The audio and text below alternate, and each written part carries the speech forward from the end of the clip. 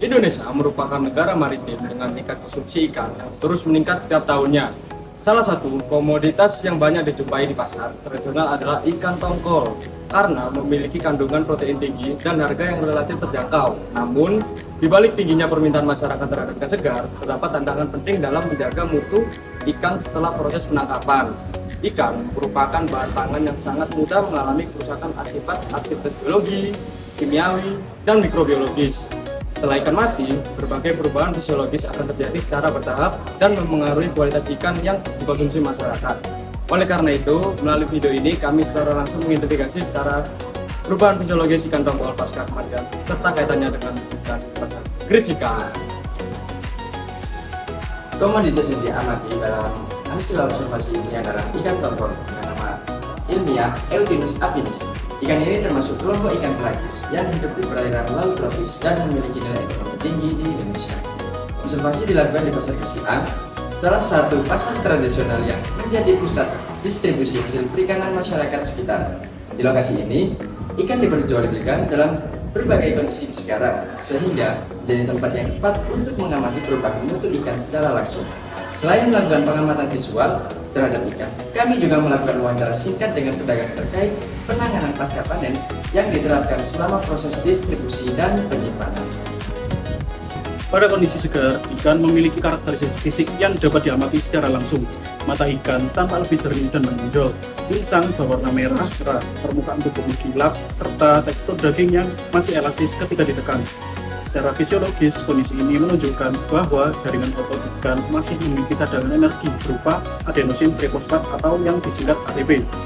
Energi tersebut berperan dalam mempertahankan kelenturan otot dan mendukung stabilitas struktur protein di dalam tubuh ikan.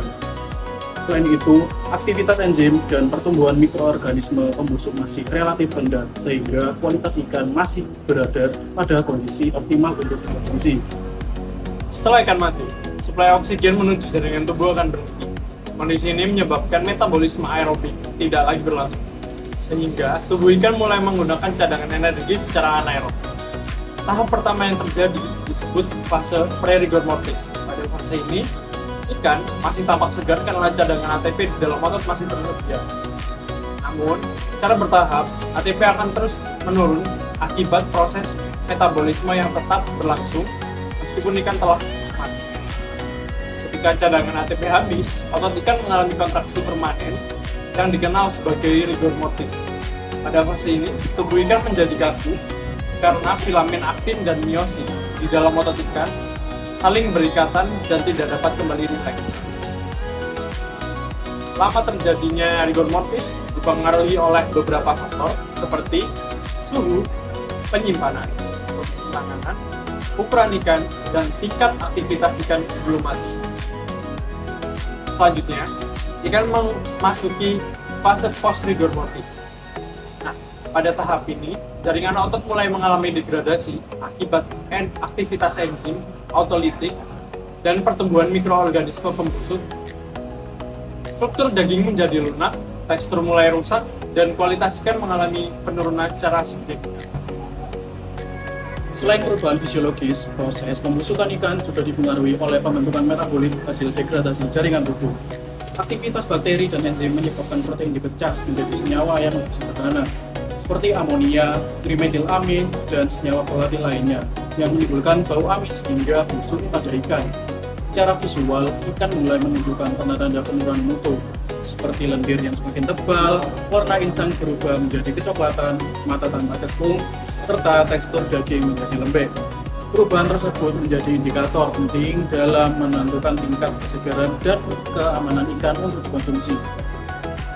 Berdasarkan hasil observasi di lapangan, kami menemukan bahwa beberapa ikan masih berada dalam kondisi cukup segar karena disimpan menggunakan es batu selama proses penjualan. Namun, terdapat pula ikan yang menunjukkan tanda penurunan mutu, seperti tekstur yang kurang elastis dan perubahan warna pada bagian insang.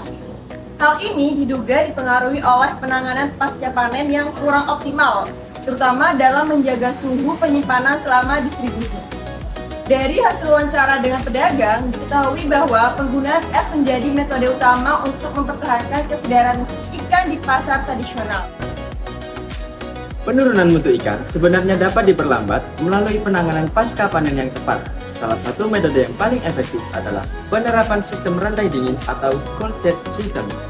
Penyimpanan ikan pada suhu rendah mampu menghambat aktivitas enzim dan pertumbuhan mikroorganisme penyusup sehingga kualitas dan ikan dapat dipertahankan lebih lama.